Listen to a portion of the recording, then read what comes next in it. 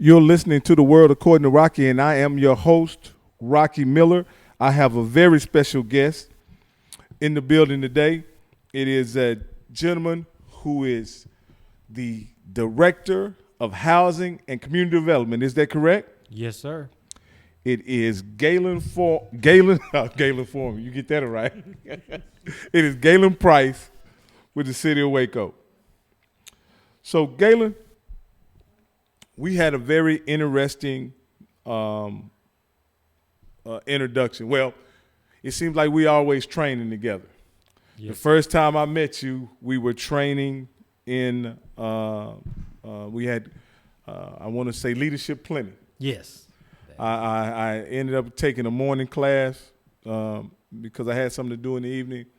I briefly met you then, and then the next time I come in contact with you is that we in another training, racial equity training this past week, and where we had some groundbreaking, I consider groundbreaking information provided to us. Yes, and so, I definitely agree with that, Rocky. And so, and in that training, you brought up some very interesting things, some very interesting information that I thought the community could use in improving their situations and circumstances, so on and so forth. And so I asked you, would you come on the podcast? And you graciously accepted an invitation. You just said when. And since I had a opening this week, you came on, and I want to thank you and let you know that I certainly appreciate you coming on the podcast today on such short notice. But before we get started into what you do and what your role is with the city, I always like to try to get to know who the person is and what kind of background they have, and so. What can you tell us about yourself, Galen? Well, Rocky, I am originally from Fort Worth. I was born and raised. I graduated from the University of North Texas, Mean Green. Okay. That was back in '98. Once I graduated from UNT, I made my way back to Fort Worth. My first job actually out of college was with the city of Fort Worth. I was a contract compliance specialist. So I started working in grants back in 1999. From there, I spent 8 years at the city of Fort Worth, then transitioned to the city of Irving, where I was the housing supervisor. So I worked with anything that had to do with housing, whether it be new construction, rehabilitation programs for existing homes, as well as down payment and closing cost assistance programs for first-time home buyers. Oh man, that's quite a diverse background, but all in housing. Yes, all in housing and community development. Okay. And I've been here in Waco for a little over 2 years. I got here in August of 2017. I transitioned here for an opportunity to become the assistant director and at what was the Housing and Economic Development department at that point in time. Shortly after I arrived here, actually about a year, we basically unmerged, where economic development became its own department and housing became its own department, and I've been serving as the leader of that department since then.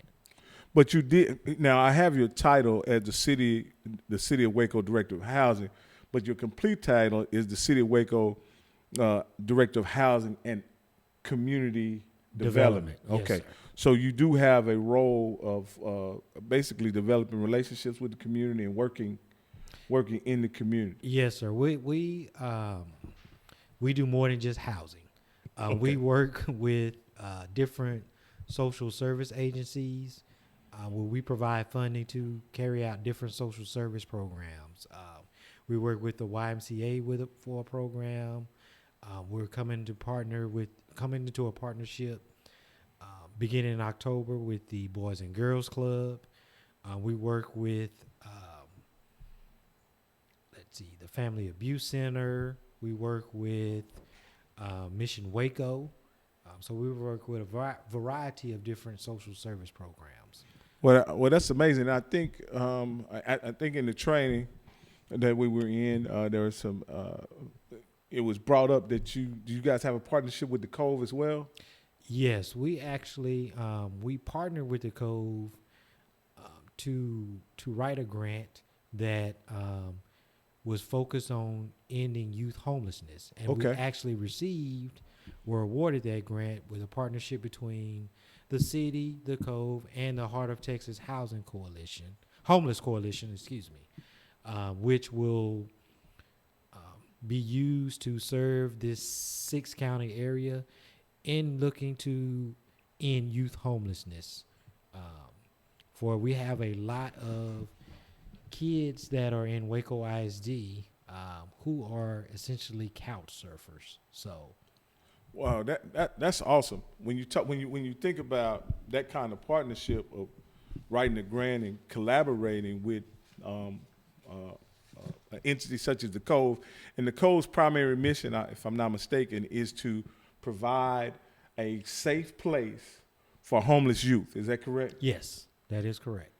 And not necessarily, is it to provide a place to stay or just somewhere or temporary, circumstance for them so they won't be in the street and vulnerable in the community? It gives them a place to come to after school and do homework if they need, to do laundry. It gives them a place to get them off the streets until they're able to go somewhere and seek shelter. Okay. So that's a variety of organizations when you work with. Just off the top of my head, you just mentioned the Cove, Mission Waco. I mean, that's a diverse group of entities. And just off the top of my head, my wife and I, Keisha, we run a nonprofit as well. Is there a specific criteria that the city has before they partnership with someone, or is it based on the nonprofit's mission, and is it something of value that the city can benefit from? How do you guys determine your partners? Well, we go through a request for proposal process annually each year. Okay. That process starts in February. Okay. Where we have a mandatory application workshop, in which we go over the rules and regulations of the grant funding, because all of the funding that we receive is from the U.S. Department of Housing and Urban Development. So HUD. Yes, HUD. Ben Carson. Shout out to Ben Carson. Secretary Carson, right? Secretary Carson. All right. He was here in Waco earlier this year, and I'll get into that a little bit later. Okay. But those are federal community development block grant and home investment partnerships program grants. Now, our social service programs are funded exclusively through the community development block grant. Of course, with it being federal money, there are federal rules and regulations that accompany that. So we hold the pre-application workshop to go over that with the interested parties who may want to apply for assistance through those programs. Now, okay. So as we're talking about assistance and we're talking about application for grants and stuff like that, we want to make sure we had the right agency. So this is not to be confused with Housing Authority. That is correct. We are a separate entity than the Housing Authority. Now, we do have some things that we talk and work through together, but the Housing Authority is separate and apart from the City of Waco's Housing and Community Development Department. Okay. And I just wanted to get that clear because we're talking about applications and assistance, and so that anybody listening to the podcast who wants to assist someone or seek out assistance themselves, want to make sure that they go to the right agency. And in this case, what we're talking about the City of Waco Housing Department and Community Development. So just want to make that clear. And not to be confused, don't go over to the housing authority and say, "Hey, you heard Galen Price on Rocky's podcast," because that's not going to help you at all. No, it's not. But they'll know who you're talking about. They will know who you're talking about, and depending on what you're seeking, what type of assistance that you're seeking, they will refer you over to us. Okay. Now, I know that the housing authority provides some assistance with, how can I say it, rental payment assistance or housing assistance. Does the City of Waco have similar programs where they provide assistance as well? Yes, the City of Waco now, the assistance that we provide is not rental assistance. We do provide a variety of housing assistance programs. For example, if you are interested in becoming a homeowner, we provide down payment and closing cost assistance to those individuals who are first-time home buyers.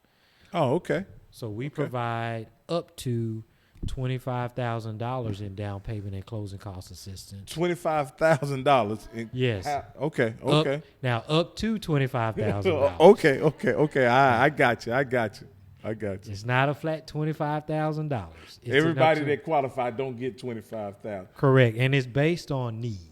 Okay. So, what I may need to purchase a home, the amount that I may need is going to be different than the amount that you may need. And I'm assuming there are some parameters based on if you're a family of four, yes. You can't get a 6-bedroom mansion. That is correct. Based on their income limits. Okay, there are income limits. Okay. The maximum amount, for example, for a family size of 4 that could be earned would be $51,600. Okay. So, and it varies depending on the family size. Because as I mentioned earlier, these are federal funds, so there are income limits and guidelines associated with this assistance. Okay.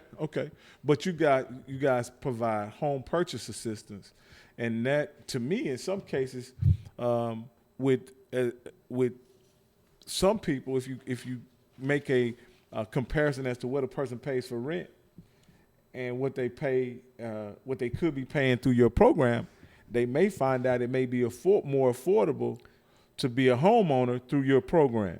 Is that correct? That is correct. Now, I want to let you know that you do have to have the ability to qualify for a mortgage. Okay. As well as you. So, in other words, you're saying there is some credit that has to be established. There's credit criteria. Yes. Now, not in regards to our program, but is it in regards to a lending institution? So you will be able to go out. So you have to qualify. So this $25,000, so we can make it plain. This $25,000 up to $25,000 assistance that you can apply for, that you can qualify for, is not credit based, right? Well, it's credit based on the fact that you have to be able to qualify for a mortgage. Absolutely. That's what I'm trying to differentiate. The mortgage you have to qualify for, and that's based on credit. But this particular down payment assistance is not credit based. So here's what I'm saying.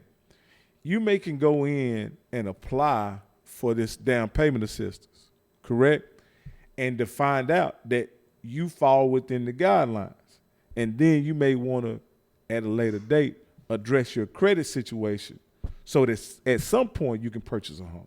Even if you're not ready today, yes, you can go and take a look and see what the guidelines are and see what you qualify for, right? That is correct. And we actually, we encourage that. We have a partnership with Grassroots Community Development Corporation, formerly known as Waco Community Development Corporation, that actually they do what's called a IDA, an individual down payment assistance program where we will provide you up to an additional $2,000 in matching funds if you save $1,000 to go towards your down payment of the purchase of a home. Oh man, that's really good. Now, what's key about that is, let's say you decide that, hey, I'm interested in purchasing a home. So you go and you want to attend a first time home buyers class. So you attend the class, but when you go to apply for a mortgage, you realize that, you know what, my credit's not quite ready yet. Well, the beauty of that program is that if you don't have to be ready today to participate in the IDA program, because that's financial literacy counseling, financial budget counseling, credit counseling. You can start the IDA when you start the interest in becoming a homeowner, and it's a 9-month program. So by the time that you complete those 9 months, you have the ability to have saved $1,000, which at that point you may be ready to purchase a home. Then you qualify for the additional $2,000 in matching funds. So essentially, you can receive up to $28,000. Oh man, to assist you in purchasing a home. And for some homes in our community, that's nearing half of the purchase of the home. You know what I mean? Well, in today's market, a lot of people need every bit of that $28,000. well, I think if you new homes, there's a lot of new homes going up, and quite certainly. But if you buy a home that is already built in certain communities, that $25,000 or $28,000 can go a long way toward paying it off. Can go a long way into lowering that mortgage payment. And that's ultimately the goal with the down payment assistance, is not so that you can buy the biggest home in the neighborhood. It's really so that you can get to a mortgage that you can afford and also have adequate housing. Would that be correct to say that? That is absolutely correct. And what it does is, essentially, with the down payment assistance, you may end up paying less for your mortgage than what you were paying in rent. Now, let me ask you this. As far as the lenders are concerned, do you guys have any recommended lenders or anything like that? Or is the individual they're on their own as far as who to apply from a loan, or who to seek a mortgage through? Yes, we don't have a lender, preferred lender. We don't have a preferred lender list. We do have lenders that are familiar with the process and with the program. So we can provide you with lenders who are familiar with our program. We can provide you with that information. But the potential buyer is free to choose whomever they wish to seek a mortgage through. We just ask that they're willing to work within the parameters of our program.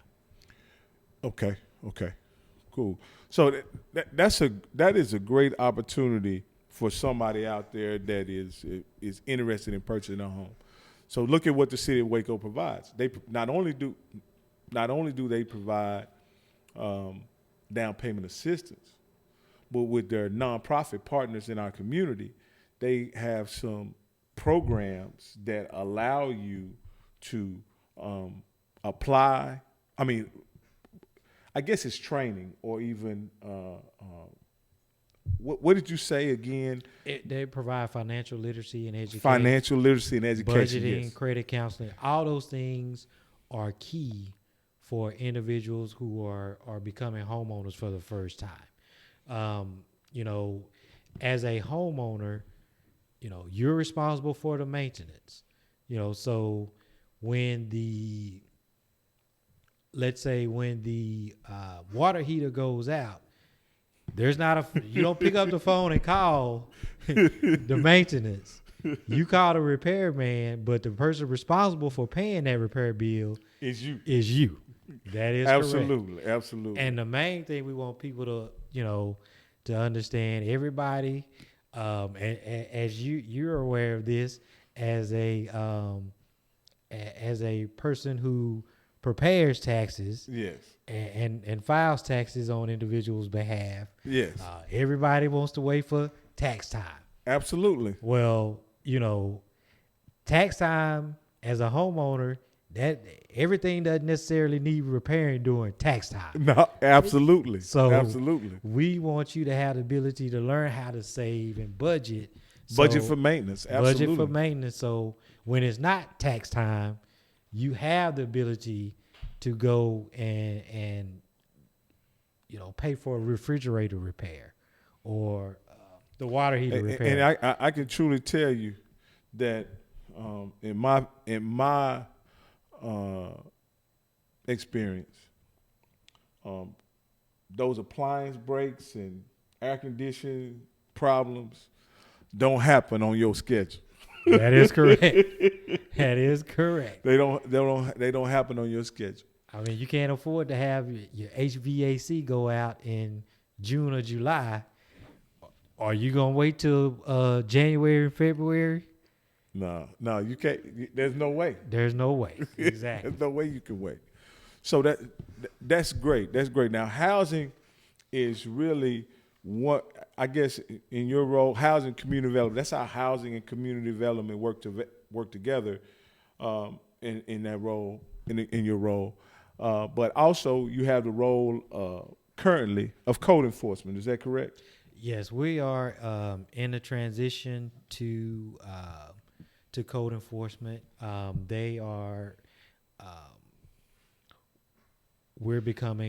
Code enforcement is becoming a part of housing, where inspections is actually becoming a part of planning. So, which housing and code enforcement go hand in hand, because what it allows you to do is that it allows you to not only when someone is having issues with their structure, it provides a resource. Absolutely. If you're having a difficult time repairing your home that is in a code violation per se, we have resources available because we have a home rehabilitation program that can work with helping you address those code issues. That's nice. That's nice. Now, let me just say this for our listeners, because I gave a tease that we were going to be able to discuss something that Galen informed me that we weren't going to be able to discuss. So I teased them and told them in the post that we'll be discussing. I would ask you questions about Trentwood, this, that, and the other, and we know that's in the news. But for a lot of reasons, he's not at liberty to discuss that. So I'm not going to ask him any questions about that, other than the fact, and I'll say this, other than the fact that it's the city's responsibility that everybody within Waco is living under livable conditions. Is that correct? That's one of your jobs, is to make sure that everybody is living in a structure that is livable conditions. Yes, that is correct. Yeah, and so that's what I want to. So I'll say this and make it broad, is that if you happen to be in a situation where your landlord has you living in substandard living conditions, reach out to the City of Waco Housing Department. The City of Waco Housing Department, and do a voluntary inspection of your property or your rental property, and so that they can make some assessment as to what needs to be done to bring your situation. Like I say, that's in this climate, it's very touchy. It is your landlord's responsibility to make sure that you are living in livable conditions. And in the event that you are not, you do have some recourse. You don't have to accept it.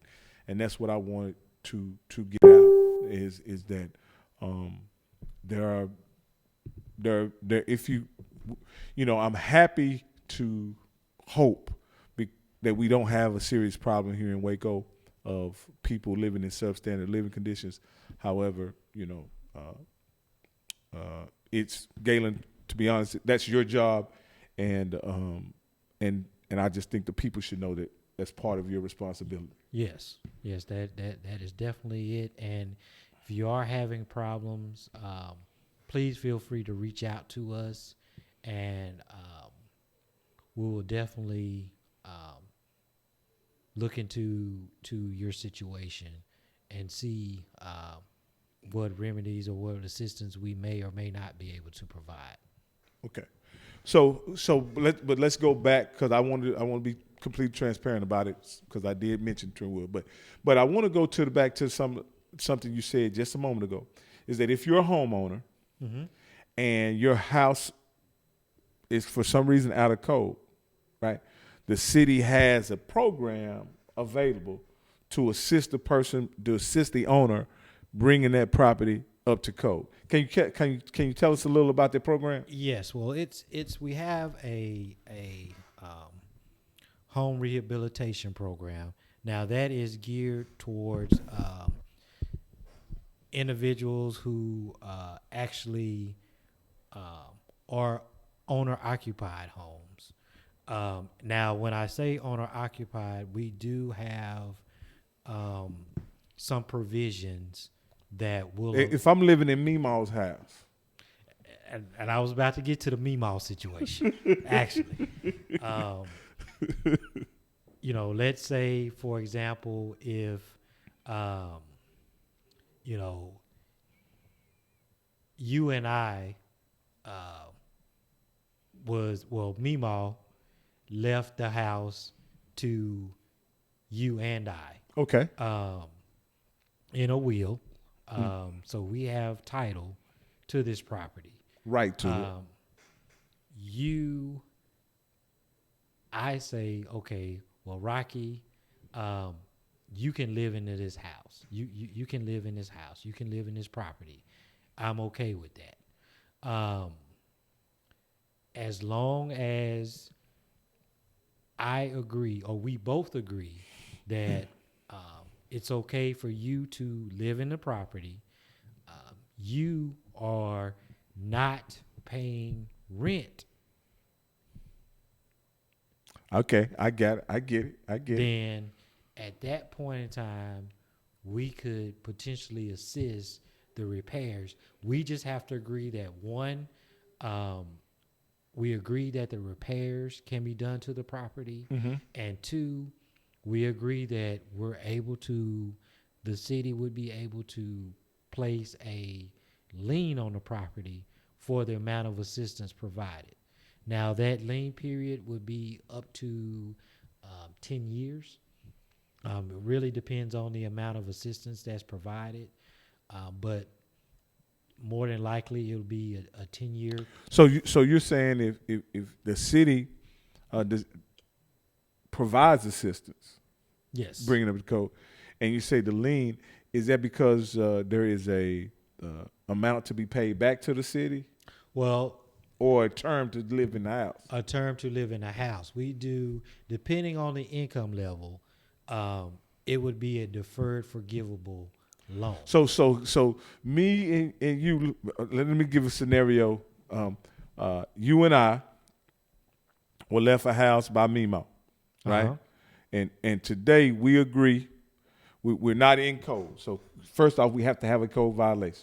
No, you don't have to have a code violation to participate in the program. Okay. It's just code violations are considered one of priority repairs. So if we have a code violation, we could get pushed up on the list. It's a priority repair. Yeah, anything to deal with health and safety issues. Okay. So our first thing we're going to look at is, for example, if there's a problem with the roof, we're going to focus on the roof. So we're looking at mechanical, electrical, plumbing, roofs, HVAC, health and safety. Those are our priority repairs. Is it income based? It is based on income. So again, we go back to those income guidelines, which are the same for all programs. Okay, so let's revisit the scenario. Me and Mima left us the house. You've agreed that I can live in the house, and we will pay the taxes. You and I, because we're gonna pay the taxes. Now the city comes in and rehabs the house. Whatever needs to be done. Now, once the house is in great condition again, me and you look at the house and say we need to hit a lick now. Let's go ahead and sell the house. At that point, that's when the lien comes into play. Correct. Because we can't rehab. The city can't pay for a rehab, and then allow us to sell the property for and without reimbursing the city for the value of the services rendered. Yes, that's what we're talking about when you talk about lien. We're not talking about paying it back. Right. We're talking about making sure that it stays on occupied for the term of whatever the lien period is. That is correct. We're not in the business of flipping houses. and we understand that people can be broke for a season, and then as soon as they get in, yes, yeah. So I mean, I guess Galen, that's really a great program because I didn't even know anything about that, and I don't even know if my mother, who's an owner occupier, knows about it. But for whatever if there's something. Now, let me ask you this. This is not code related. But what about things related to as people get elderly and they need certain things done around their house, whether it's opening up a doorway or adding a rail to steps? Yes, sir. Though, what kind of programs are those? We address those under our home rehabilitation program as well. So we look at and we're actually beginning October 1, we're partnering with a entity known as the Texas Ramp Project, who will be providing funding to them to buy materials for them. Actually, you can apply through them, and they'll come out and build a ramp for someone who needs that wheelchair access. Under our rehab program, we will come in and we will work to keep individuals, let them age in their home, so their home doesn't get in their way. So if there needs to look at widening some doors, we can look at widening doors. We also come in and we can do some things in the bathroom, such as installing an ADA shower, maybe some grab bars, things of that nature to help people, because people want to age in their home. Absolutely. And so we provide different repairs or different things that can help them age in their home. And nowadays, Galen, that stuff is so expensive, those rehabs and those renovations, to make a home more handicap accessible or make it more livable for someone who's getting elderly. It is so expensive nowadays because that's big business for a lot of people. It is. As the baby boomers age. And so that's a tremendous benefit or service that you guys provide, because I can honestly, in my mother's situation, I could definitely see it being something that she may qualify for, considering she's on a fixed income and she is owner occupied in her home. So I'll definitely have a conversation with her about that. Yes, sir. Please do. Please do. I would now. Truth be told, that she gonna get on me about talking her business on this podcast. But my point is that everybody in our knows somebody who can benefit from it, whether it be your mother, your cousin, your next door neighbor, or relative, someone goes to your church. If you're listening to this podcast and you hear Mr. Price say, hey, we have we have a rehabilitation program that will allow the city to provide, make a home more accessible, fix a roof. There are myriad of things that a person can do if they're owner occupier to make their home more livable. It is incumbent on us to be our good friends and neighbors and let the people know that these programs exist. Again, I didn't know anything about these programs before tonight, and I'm sure there are many people that find themselves in the exact same situation that I am that are learning so much. So, though I don't qualify, I may not qualify for this. Someone I do know someone who does qualify based on the criteria you gave. I'm sure there's a detailed application that you'll have to submit as well. But hey, let's get those applications in the hands of those people who need it. And while we're talking about the application, is there any assistance to help someone fill that application out? Is there an agency in the community that helps people fill the application out, or do you guys have people on staff to help people fill the application out themselves? We have people on staff that can help individuals fill out the application. Really? As well as, anytime I have the opportunity to come on a platform and let the people know that what programs we have out there, I'm willing to do so. I mean, I've spoken at neighborhood associations, you name it, I've been there, and will continue to do so, just so we can make sure that the community knows that these assistance and these programs are out here, available to help those in need. So if anyone has a question, you can feel free to call our offices. The number is area code 254-750-5656. $5656. I'll have it up shortly for those people who need to contact Mr. Price regarding the rehab program. We talked about the rehab program. We've talked about home purchase assistance. Mm-hmm. And since is there any programs out there that you can think of that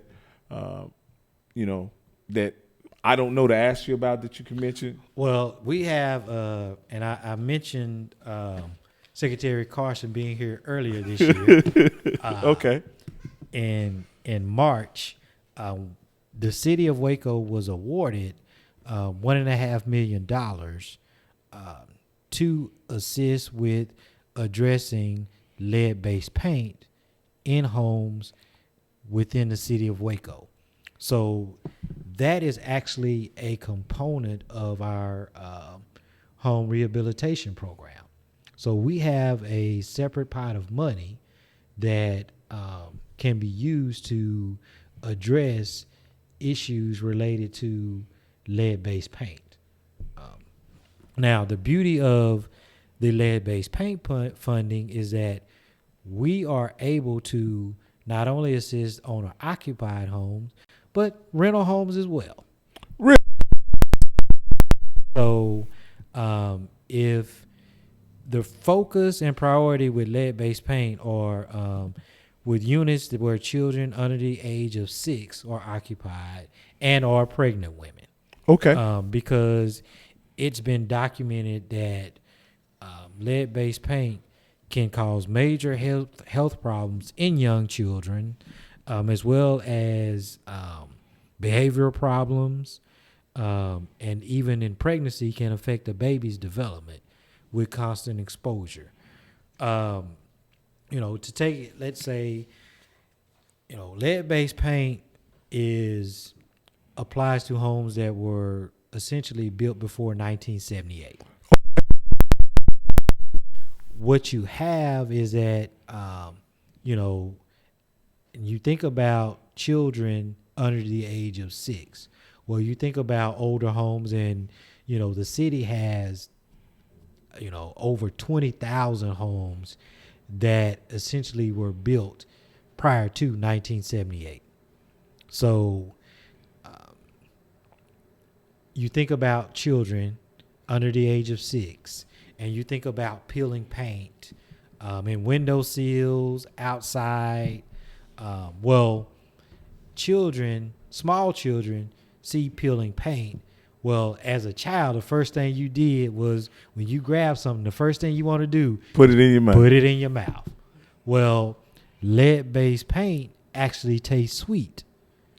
Wow. So, a child picking up paint chips off a windowsill or wherever, put it in their mouth. Well, it's sweet, tastes like candy. So, what would a child naturally do? Do it again. Continue to ingest these paint Lead-based chips. paint. Mm-hmm. That is incredible when you think about it. You're talking about a program that you guys have $1 million to address a very serious health concern. Yes. And Well, 1.5 million. excuse me, 1.5. To address a very serious health concern. Now, this is not necessarily about the aesthetics of your home or anything like that. This is about making sure that you occupy a safe home that does not provide a hazard to children, pregnant women, this, that, and the other. And that's if you're a rental. That's something your landlord benefit from, essentially. Correct. If he rents to somebody who is pregnant or has children in the home. And so that's awesome. That's awesome. $1.5 million. And so and this is money earmarked for just that purpose. Just for that purpose. And here's the other piece of it is that, let's say you are a renter and your landlord wants to take a part of the program and look at getting that lead-based paint issue addressed. Now, as part of that stipulation of us assisting that landlord, he's going to have to maintain that rent at an affordable rate for a certain time period. So the program is not about getting all the lead paint removed, and then you doubling the rent. And then so there's some rent control measures put in the program to really, in this case, protect the renter. To protect the tenant, yes. The tenant. Yeah. Because it would some unethical of this program and then oust the tenant or create a situation where the rent is no longer affordable for that occupying tenant. Correct. So each year there are rents that are published by HUD, and we're requiring them to maintain that rent. So your rent may exceed a little bit depending on what the fair market rent. But some control measures. But at the end of the day, it will still be. It won't spike as it can sometimes when you're talking about a significant improvement made to the property. And in this case, it would not be at the expense of the homeowner or the landlord. It'd be made at the expense of HUD and of these grant funds. Absolutely. Like I say, that's amazing. And this is the kind of I appreciate you coming on so much, because these are the type of programs that need visibility and need a way to, the information needs to be disseminated in our community. And again, those people who are listening to this podcast, if there are a lot of people who are gonna come back later on tonight. Please, I have the number posted up here for any of these programs. We're talking about the home rehab program. We're talking about down payment assistance. We're talking about a 9-month financial literacy program. If anybody needs this kind of assistance, needs this kind of help, the city of Waco Housing can get you in the right direction. Not all these programs are necessarily directly related or provided by the city. I know the home rehabilitation program and also the down payment assistance is, but the 9-month the financial literacy is provided by grassroots. One of our part, yes, Grassroots. So, but my point is to drive the traffic to your office, and your office can provide contacts for grassroots. That is correct. And so that's and again, the home rehab program has several facets to it, as we've discussed. Yes. It has not only the if you're in code violation, that's one part of it, but also there's a facet of where someone who needs a handicap accessible accommodation or renovation done to their home. Is there any other facets to the rehab program that would qualify someone for a renovation or a modification? We just have priority levels of repairs. So what we do is that once we've checked your eligibility criteria, we'll come out and do an assessment and see what all needs to be done at the property. And then, of course, based on those priorities is how we'll work to do the assistance. Now, also, this is the last thing I want to talk about, and I don't know if you have a role in this or not, but I know you're a housing director, so I know you have some role. As the city of Waco owns properties and stuff like that, what role do you guys have in putting it on sale, setting the price for it, any of that kind of stuff? Well, that is actually done through our property management, which is the division of the planning department. Oh, okay.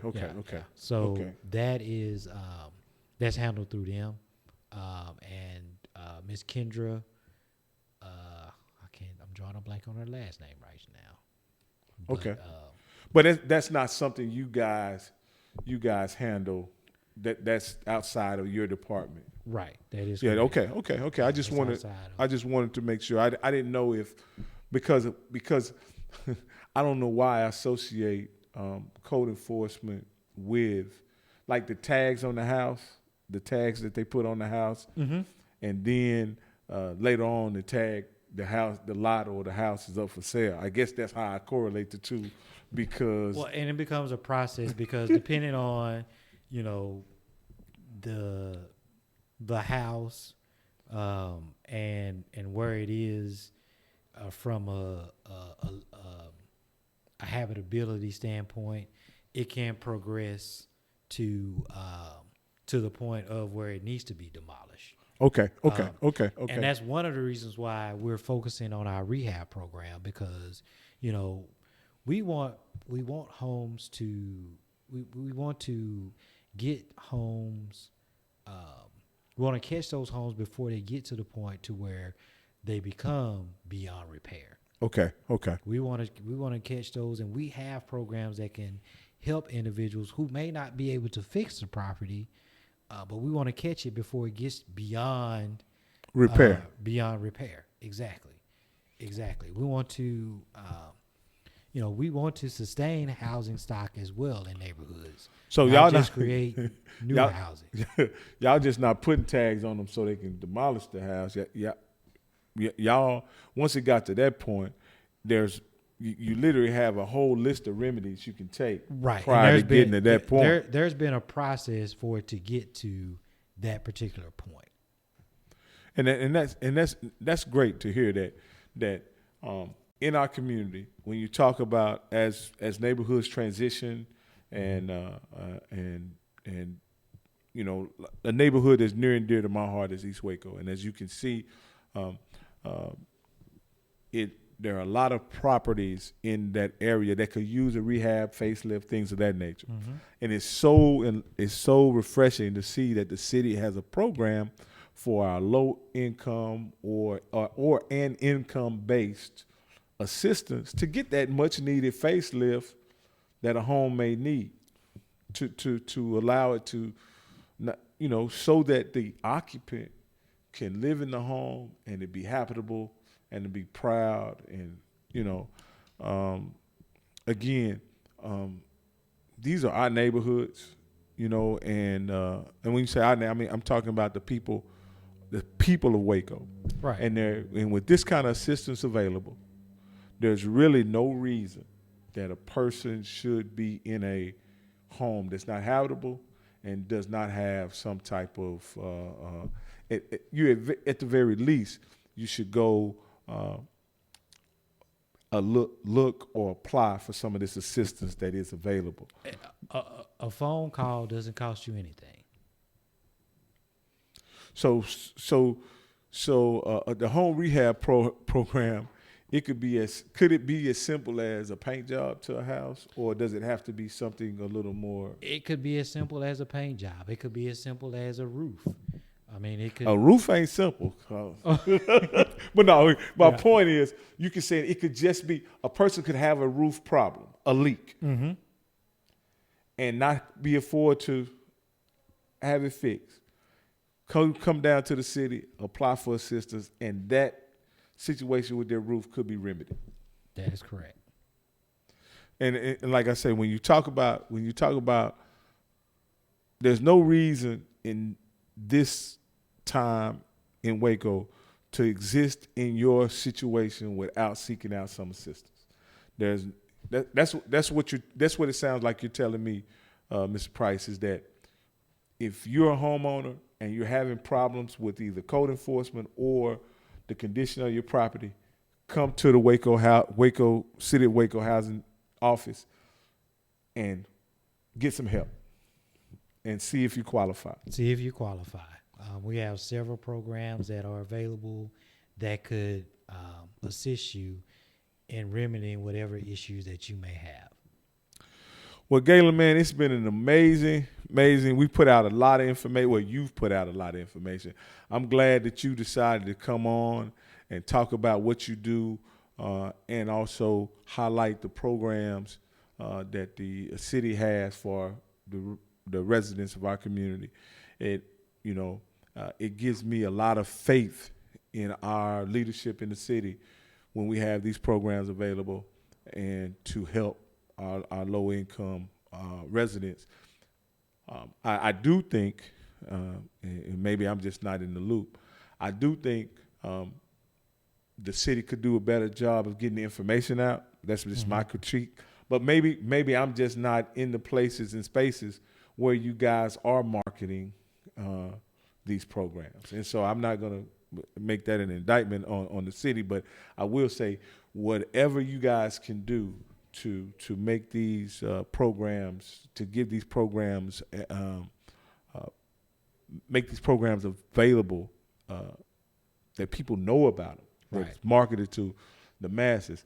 I think you guys should consider it, and I thank you for taking the opportunity to come on and talk about it with me, because I believe there are lots of people who could use the assistance and knowledge that you guys provide to our residents. So before I let you go, is there anything you want to say, anything you want to add to what we've talked about today?